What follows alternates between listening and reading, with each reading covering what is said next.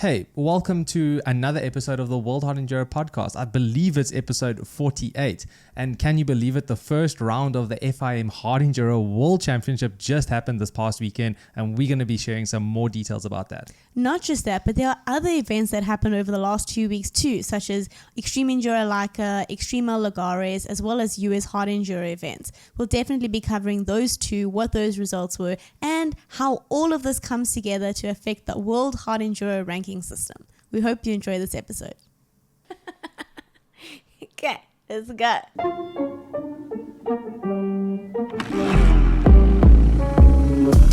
I be smoking on that motherfucker for the road. I be real just like you. Almost identical scenes from the 2024 Hard Enduro World Championship now replaying in 2025. Super dry and dusty conditions.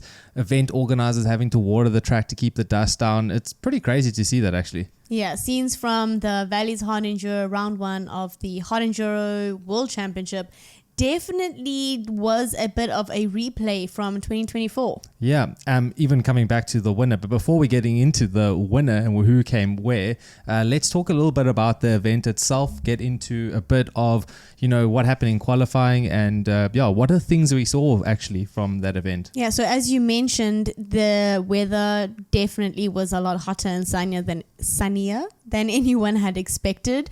I guess even had hoped for. I assume riders were hoping for something a little bit different to last year, but they definitely did not get it. So dry and dusty, and definitely needed some watering of the track. I think that Nick was watering the track till midnight the night before. So definitely a thumbs up to the organizers on, really trying to put on a solid event and an event that is a step up from the year before. So heading into some of the results and what we saw from the weekend. So first we have our qualifying. So Billy started off pretty strong, coming in first. We then have Manuel Littenbechner, Mitch Brightmore, Ashton Brightmore, and Theodore Kabachev. So these are your top 5 for that PM qualifying race. I must say the Brightmore brothers have definitely geared, or let's say gone up a gear with their riding at the moment. They are looking so good, and I think it's just the confidence on the new team, on the bike, kind of, their season that they had for the Super Enduro World Championship for 2025. They did a really good job for that, for their first season, both in the Premier class. They just definitely coming through this year, and something to watch out for, I think, coming to the end of the season. Yes, I agree. You can see that they are more focused on racing. They're more focused on attending more races, doing more riding, and it's just going to elevate their technique and their game. It just shows you what a team can do for a rider. As soon as you take that kind of uncertainty of how you're going to get to the next race, how you're going to pay for their entry fees and all that away, and just focus on riding the motorcycle, you get to see what the flower that produces. Yeah, you're so right. So, they definitely are taking a step up inside the championship and in their racing, and we can definitely see that in the results. Yeah. So the rest of your qualifying, we have Wade Young, Dan Mundell, James Moore, Robert Crayston, and Bert Boehm. I think he's a local rider from the UK. So that's your final top 10 positions for that qualifying race. Then we move into those knockout rounds, and Ashton came out swinging. Manny definitely had a target on his back. Those two were wheel to wheel for those, those races. And if I'm not mistaken, Billy also took a bit of a crash, a bit of a tumble in those knockouts, but didn't have, I guess, the best start to that, but definitely didn't affect the rest of his race. Yeah, and how did Mitch do inside those knockouts?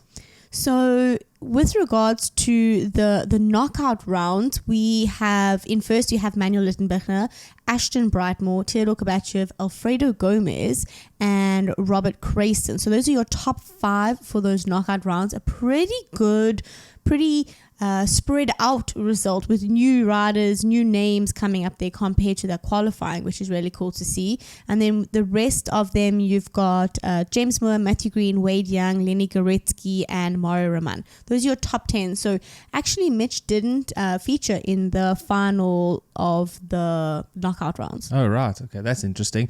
You mentioned James Moore and Matthew Green now for Rigo Racing, and really interesting to see that they are now officially with Plu's Tires running that new soft hard enduro front tire or extreme enduro. I think it's called the EN1X from Plu's, and cool to see that they've got Plu's on board and supporting that team. Not only was Plu's involved, I think you saw something that was quite interesting from James. Yeah, actually, I saw James wearing on-off gear, which is, we spoke to this brand not too long ago. We noticed, I think they had a rider, Sonny Gogia, who had on-off gear, and it seems like maybe Rigo Racing, the team, have now come together, made an agreement with On-Off Racing or On-Off Gear, and he seems to be racing some new gear, and I think it looks fire. I'm just gonna say it. Yeah, just him. So I think Matthew's still an Alpine Star, but it looks really cool. Actually, I agree with you. Yeah, I thought that looked really cool, and it's cool to see new brands, to be honest. For sure. I don't even think you can buy that kit just yet, right? I think that their kit was going on sale pretty soon, so maybe if you look at their website, you might be able to find some stuff on there already, but I know that they were coming to market pretty soon. Cool. Moving on. So let's go into basically the final results of this race. So Manny did a super great job. You know, he had a really solid race, a solid event. So he came in first, Billy came in second, and Theodore came in third. That's your top three. We then have Mario in fourth, Ashton in fifth, Mitch in sixth, Graham Jarvis in seventh. And I see that Graham is actually not part of the championship. So even though he's racing a championship race, he's in the championship, or at least the pro class, he is not registered as part of that FIM Hard Enduro World Championship again this year. It seems like at the end of the year, we're going to have to do another video on what if Graham Jarvis did enter the 2025 Hard Enduro World Championship, and where would he have finished? So... yeah, let's see. Let's see how he does this year. But to be fair, he's the GOAT. Be fair. So we can expect him to do relatively well. Yeah. So then the rest of the results: in eighth, you have Wade Young. In ninth, we have Alfredo Gomez, and in 10th, we have Robert Crayston. Another thing that, besides the race results, it's super cool to see everyone back inside the paddock, back on the racetrack. We contacted a handful of the riders that raced in the race, top from the pro classes, and asked them a bit of their feedback from the race. And I think from most of them, we've got a similar kind of pattern of them saying that they just enjoyed being back in the paddock again. They just enjoyed being racing again. And I think that's super cool to have, you know, like there's been so much uncertainty with this championship. I mean, the fact that these teams actually made the effort to get to the UK within 2 weeks is pretty phenomenal. Very short notice. So I think it's just absolutely craziness. But moving on to the next round of the Hard Enduro World Championship is Silver King. So that's going to be a big logistics task for a lot of these teams, going all the way to the US. But what we heard from a lot of these riders as well is before that, it's Erzberg. So they need to go across to Austria and go race that race for the Extreme Enduro Championships, something like that. But actually want to speak a little bit about some of the feedback that we got from some of the riders that we spoke to after this race. And so I spoke to Felix Barker, who actually, I think he came in 16th overall in the overall results. And he was saying that he didn't even know that he was going to race this event, to be honest. I think he broke his foot like a couple of weeks ago. So for him, just stoked to be at these races and to be, as you said, like back there with all of the riders, really just like doing what they want to be doing back, you know, at a race. The same with Robert Crayston, also just had a solid event, solid race, just felt good back on the bike. We did have a couple unfortunate things happen. If I'm not mistaken, James Moore had a collapsed moose, so that kind of had a bit of an effect on those final results in that final race. Matthew Green lost a foot peg, so he was riding out there with one foot peg and a broken throttle housing, so getting his throttle stuck. So Yeah, the Riga guys didn't have a good one on round one, unfortunately. Very unfortunate, but there's definitely still time for them to bounce back. Yeah, I also want to come back onto one point, and it kind of ties into the weather topic we were speaking about, right? Super dry, and from the organizer's perspective, it's not only difficult to try to keep the dust down and keep everyone happy, but also as the difficulty of the race. Like, if you add a little bit of water to a track like that, the boys are out there for 3-4 hours. Mm-hmm. On a dry race, if correct me if I'm wrong, on a dry race, I think Manny did it in 2 hours, 14 minutes or something. Manny did it, yeah, exactly at 2 hours, 14 minutes. So, and like it's pretty crazy. 4 laps. And they were expecting, if I'm not mistaken, it was like 4 hours for 4 laps. So they did it in half the amount of time. Exactly. And that's difficult. And I think that made a lot of the top riders a little bit upset because it's a world round. They should be racing for more than 3 hours, 2 hours, it's an interesting thing, but yeah, from an organizer's perspective, I get it. Like, it's just, you can't control the weather. No, you can't control the weather. You just got to kind of take what you get and make the most of it, and just still put on as best of an event and experience for not only the riders, but also the teams and the spectators. But overall, ProTouch Global, new promoter for the championship, did a pretty good job. Yep. It seemed like everything went to planned. Manny taking back-to-back victories in qualifying, knockout, and then main race. I mean, yeah, who's going to take it to him? Who's going to give it to him, eh? We're not going to give him qualifying, though. We'll give qualifying to Billy. Oh, Billy, sorry. Yeah. Billy's still home turf, that's also his, that's his terrain, right? Mm-hmm. That's his, his forte, exactly. So for him, that's his thing. But for sure, let's see what happens in the next round, especially going into the US. So let's go. Yeah, we've got a lot of the US fans of our podcast would say that the number or the person that's going to give him the run for the money is Tristan Hart. Yeah. So that's the time that we're going to see it. So moving on to some other news inside the world of hard enduro. We had a couple of races that happened the past 2 weeks or so. Yes. Which one do you want to start off with? So let's start off with the one that a lot of people actually messaged us about, because we didn't initially have it on our ranking system, and that is the Extreme Enduro Lika that happened in Croatia. Oh, cool. Tell me more. What is this race? I actually haven't heard of it before. We did some research about it. Yeah, so apparently it's a pretty technical race. It's got a lot of technical climbs, river crossings, rock sections, and obviously weather always plays a part in these events. And they say that it requires quite a lot of, skill, endurance, and navigation from the riders and the competitors. So it's known as one of those races that really pushes riders both physically and mentally. Okay, which hard enduro is kind of known for, right? Yes, that is true. So I think the race begins with a 7-kilometer prologue, and then obviously as normal, though, that result will determine the race for the main race or the main event. And I think that I'm not sure the distance, but they had a 6-hour time limit for that main race. Okay, decent. So a pretty solid race. And with regards to results, it's pretty interesting to see who made it across that side to Croatia. So in first we have Ashton Brightmore. We have Dieter Rudolph in second, and we have Mitch Brightmore in third, which means that the top 3 are all part of that X-Grip racing team. Yes, I'm glad I'm wearing my X-Grip shirt today. You made a good choice. Yeah.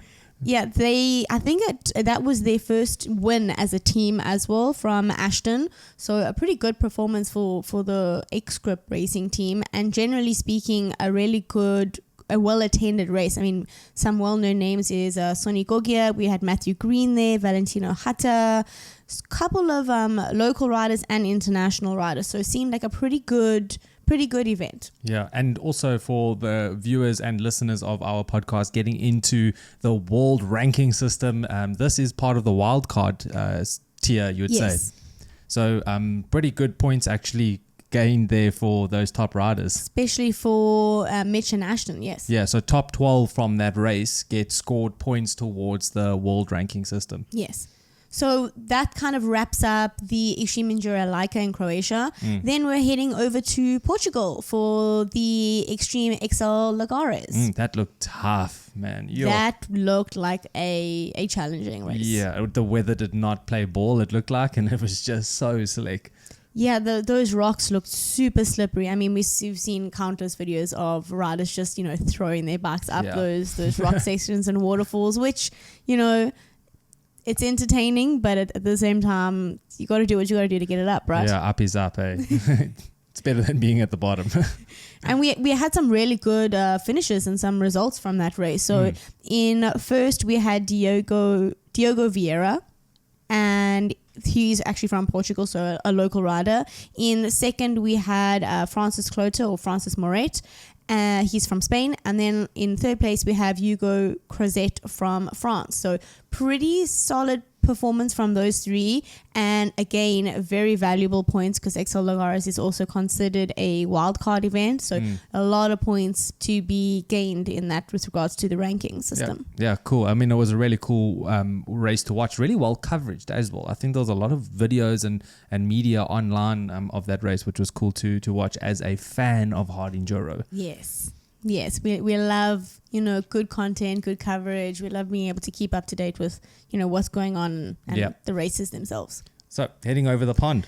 I think the last race that happened that we'd like to just touch base on is the US Hard Enduro. So, they had their River Monster race that took place in Glen Lynn, Virginia. And a pretty good race. A pretty good race. So who we have coming in the top is actually Ryder LeBlanc. Oh, that's awesome, eh? Yeah. That makes keeps the championship really close. It does. And this is his second win of the season, if I'm not mistaken. So now Tristan Hart is no longer the season or the series leader. Oh, right. So Ryder now takes the lead there. Yeah. So he doesn't have as many points now. So it's definitely going to make it for an interesting last part of finishing this US Hard Enduro season. I think there have been 3 different winners now in 6 rounds. So we've got Cody Webb, we've got Tristan Hart, and obviously Ryder LeBlanc now with his second win. So definitely seeing who those top contenders are in the US Hard Enduro scene. And I'm hopeful that most of those riders will be at Silver Kings. Oh, yeah. That would be awesome. It would be a really good head-to-head between, the US guys or at least, North America and Europe. Yeah. Another rider from the States, which has actually been doing really well that hasn't yet got his first win, is Will Royden. He's been keeping it super consistent inside that championship, almost playing a bit of like in the supercross sense of things, like a Tom Viale type of thing, like not taking a W, but like just keeping it there in second. Pretty consistent until the last round, where you never know actually what can happen that last round, as we saw in the Supercross 250s. Yeah, that's true. You gotta keep your eyes on the game the whole time. Yeah, exactly. So yeah, that's cool to see though.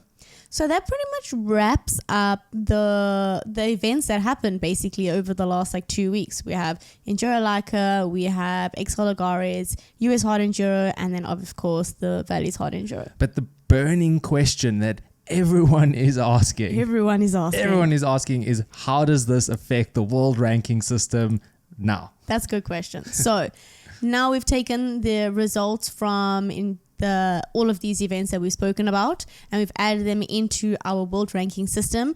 And as of Monday or the 12th of May, we have an updated system or an updated ranking on our website. So the first 3 riders in our system actually haven't changed. Okay. So Mario is still sitting in the top with 296 points. He's done 5 races, or at least he's had 5 races where he's been in the points position. Yeah.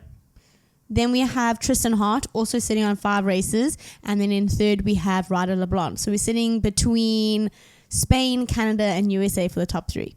That's epic. That is really cool. And then what are some movements that we've seen inside the top 10 at least? Of course, someone who you can expect to make a really big jump up is Manuel Littenbechler. He went up 17 positions because of that win at a world round tier 1 event. So he moved up quite a lot. So only 2 races, but he's sitting in about 9th position now.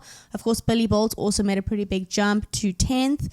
And then someone who is new onto the list because they just did 2 events, also top 12, is Ashton Brightmore. That's epic. He is pretty much up there with the top riders, and for only doing 2 events and being, you could consider him still a junior, That's a pretty good performance. Yeah, I agree. It's so cool to see.